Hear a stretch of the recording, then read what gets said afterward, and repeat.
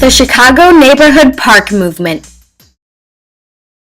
Residing in Chicago in the 21st century, many of us utilize the vast network of park facilities and services offered, but few of us think about how our neighborhood parks and playgrounds came to be.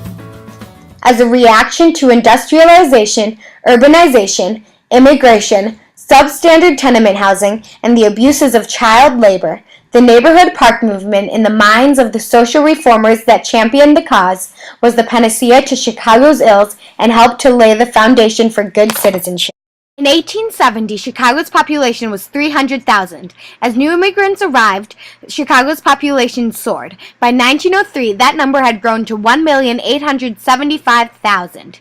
Even though there was a great increase in Chicago's population, there was virtually no increase in the number of parks. By 1900, approximately 750,000 people resided in the central part of the city, more than a mile away from any of the landscaped ornamental parks like Lincoln Park, Washington Park, and Jackson Park, which discouraged play through keep off the grass signs. Due to the rapid population growth in this short period, most people lived in overcrowded, unsanitary, run-down tenements that provided no true opportunity for recreation or congregation. Agnes St. Clair Holbrook, a resident social worker at Hull House, in describing the tenement houses, reported that little idea can be given of the filthy and rotten tenements, tumble-down sheds, the foul stables, dilapidated outhouses, the broken sewer pipes, the piles of garbage fairly alive with diseased odors, and the number of children filling every nook, eating and sleeping in every windowsill, pouring in and out of every door, and seeming literally to pave every scrap of yard. Even outside of the home, the working environment for both children and adults provided no opportunities to find what the Municipal Science Club referred to in 1898 as the need for breathing spaces. Concern was especially high for child labor. According to the 1900 U.S. Census, over 1,750,000 children aged 10 to 16 were in the workforce. This represented one child in every 6. In Chicago, as in other cities, these children worked in unsafe and filthy conditions. Even young paper boys would be up in the middle of the night waiting for the newspapers to come. Reformers argued that working in the streets and factories harmed children's health and produced unproductive adults. These children did not attend school, and as new immigrants often couldn't speak English, read, or write.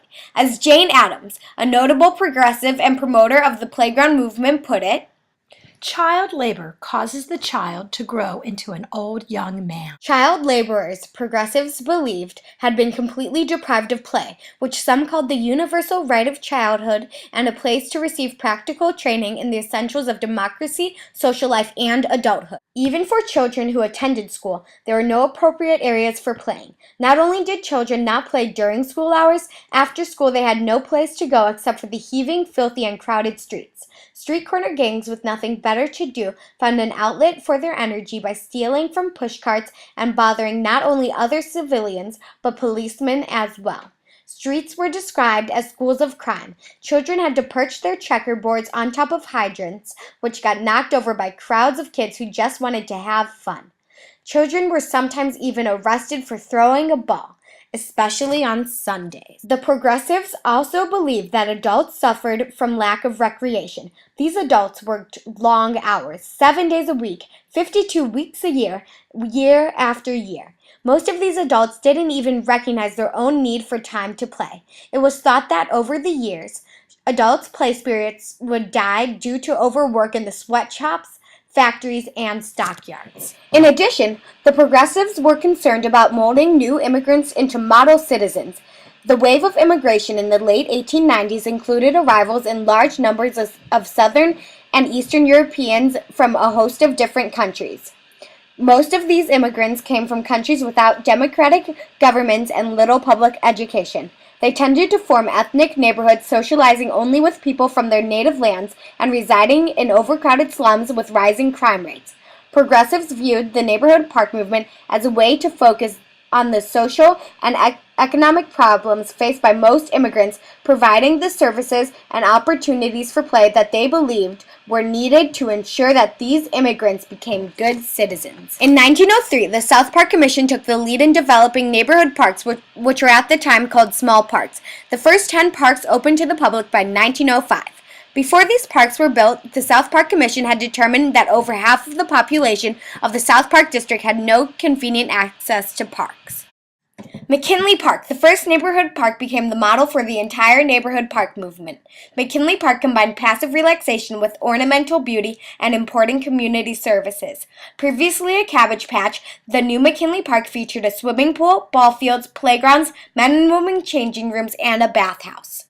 This type of park influenced the development of other parks throughout the nation and the world. At the opening of Davis Square on May 13, 1905, Henry G. Foreman, South Park Commissioner, spoke to 4,000 residents of the Stockyard District and welcomed the crowd with these words. Most of you work hard with your hands to support yourselves and your families. You all want to be better people. When you come home tired at night or when you are tempted to do something wrong, come over and listen to the music. Come and see your children take work in the gymnasium. There will be a teacher to show them how. Come and take a bath or swim. All these are without cost to you. The outdoor facilities at many of these parks included play fields, playgrounds, wading and swimming pools, and sand courts. The indoor facilities were newly conceived and called field houses. The field houses were year-round recreation buildings consisting of indoor gymnasiums, lockers, showers, reading rooms, small club rooms, and assembly halls for entertainment, meetings, and social gatherings. Additionally, these facilities also provided English learning classes. There were absolutely no charge for any of these services except in the refectory, where hot meals were provided at cost. While most communities embraced the new parks, one community was not convinced that all of the park's facilities were needed. In 1904, it was reported that Hamilton Park citizens wanted only an ornamental park. At first, they protested any indoor or outdoor gymnasium or children's play equipment. Their opinions changed after people visited the other neighborhood parks. Indeed, the number astonished even the pessimists who doubted whether people would end up taking full advantage of the park's facilities.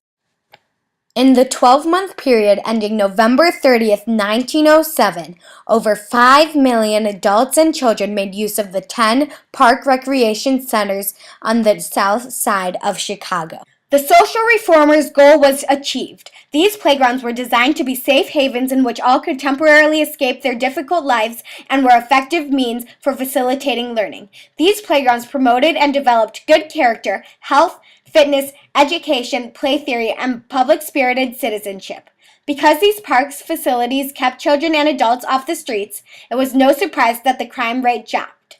Indeed, and by 1912, recreation was described as an Anti-vice, anti-saloon, anti-cigarettes, anti-gambling influence, and a positive training in morals. Citizenship and neighborliness were publicized results of recreation. The playground movement's success was recognized widely. Lee Hamner, a speaker for the National Conference of Charities and Correction in 1910, stated, If you want 20 years hence a nation of strong, efficient men and women, a nation in which there shall be justice and square dealing, work it out today with the boys and girls on the playground. In 1912, remarking on what she called the small parks of Chicago, Jane Addams said that these parks inspired patriotism and were centers in which a higher type of citizenship is being nursed. And most significantly, in a 1907 letter, President Roosevelt declared Chicago parks one of the most notable civic achievements of any American city.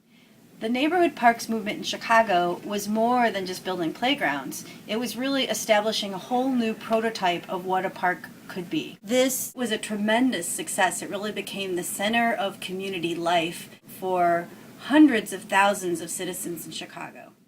The Southside Park movement was followed soon after by the West and Lincoln Park districts, where more small parks and playgrounds were built.